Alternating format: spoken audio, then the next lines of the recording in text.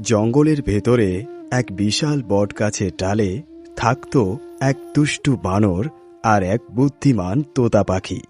তারা দুজন ছিল একে অপরের বন্ধু, কিন্তু স্বভাব ছিল একেবারেই আলাদা।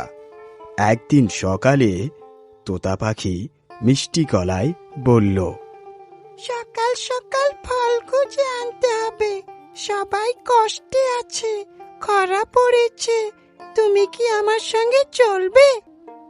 আরে আমি কেন কষ্ট করব, গাছে উঠে ফল ছিঁড়ে নেব, তাতেই পেট ভরে যাবে।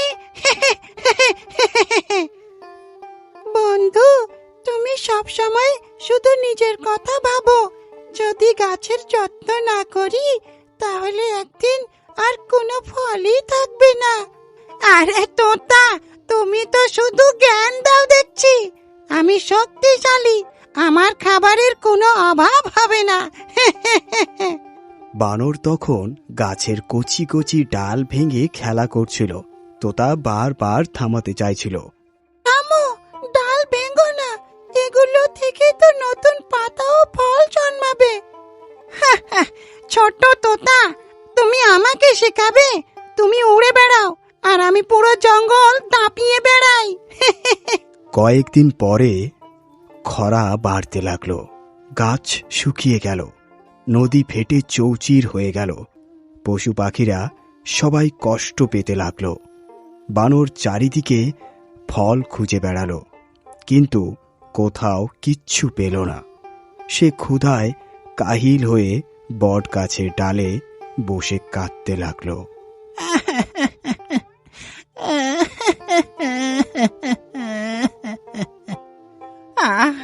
এত গাছে লাফালাম, তবু কোথাও খাবার নেই, আমি ভুল করেছি। তোতা পাখি তখন তার কাছে এসে দাঁড়ালো আর বলল, দেখেছ, আমি আগেই বলেছিলাম প্রকৃতির যত্ন নিতে। তুমি যদি গাছের ডাল না ভাঙতে, তাহলে আজ আমরা দুজনেই অনেক ফল পেতাম।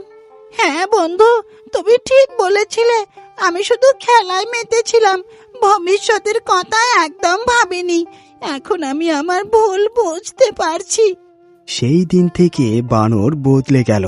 সে আর গাছ ভাঙল না, বরং তোতার সঙ্গে মিলে শুকনো জমিতে বীজ ছড়াতে লাগলো। তোতা, এবার থেকে আমি গাছ রক্ষা করব, আমরা একসাথে নতুন গাছ লাগাই, চলো।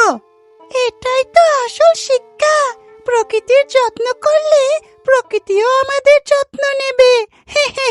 চলো। মজা মজা কার্টুন শো, হাসির বন্যা ফাটুকো, কুকু ভো বুম চিক বুম, সবাই নাচে মজার টিউন। ছোট্ট বড় সবাই মিলে হাসির খেলা শুরু হলো।